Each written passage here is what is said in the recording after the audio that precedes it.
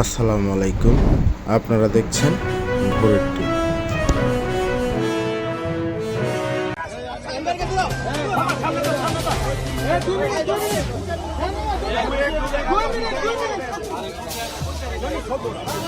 আমাদের বাড়ি জমি রক্ষা করবো, আমাদের রক্তে গড়া যে সম্পদ আছে বাড়ি করা আছে, আমরা কখনোই ছাড়তে চাই না।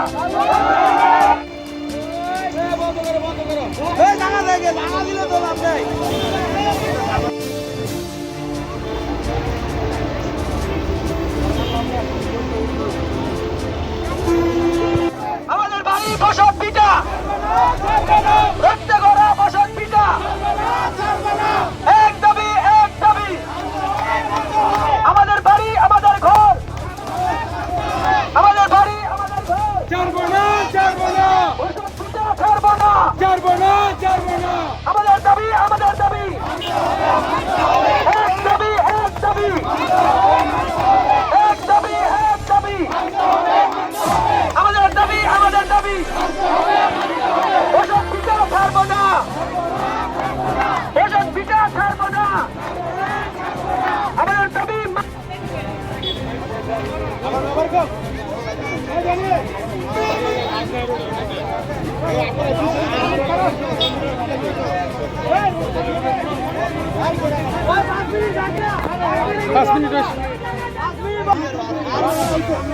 ভাই কেউ কোনো বক্তব্য দিলে দিতে বলতে পারে।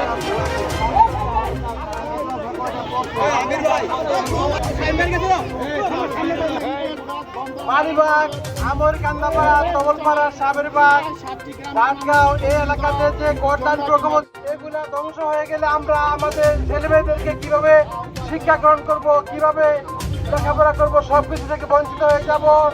তাই আমরা কর্তৃপক্ষের কাছে জোর দাবি রাখবো যাতে আমাদের এই প্রকল্পকে, যেখানে অনাবাদিত জমি আছে, আমাদের যাতে ক্ষতিগ্রস্ত না হয়।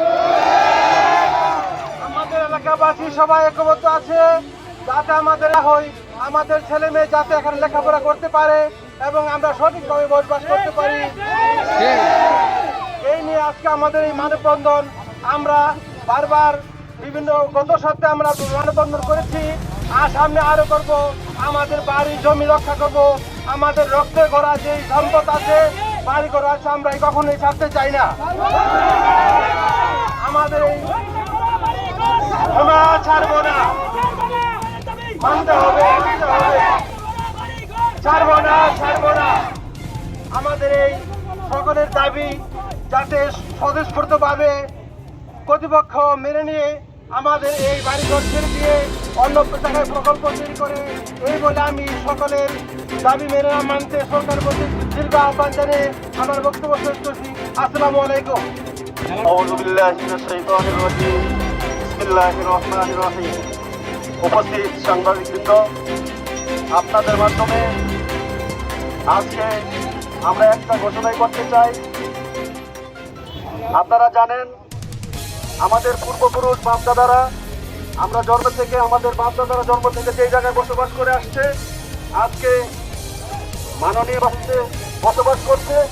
আজকে আমরা কিছুদিন আগে জানতে পারলাম আমাদের এই বসতভিটা উন্নয়নের প্রকল্পে ব্যবহার করার জন্য আমাদের এলাকায় লোকজন আসছে। আমরা তার তীব্র নিন্দা ও প্রতিবাদ জানাই। আজকে এই প্রতিবাদে আমরা এতটুকুই বলতে চাই, আমরা জীবন দিব, জান দিব, তবে আমাদের বসতভিটা ছাড়বো না। জীবনে ইনশাল্লাহ। সবাই সতর্ক থাকবেন। কোনো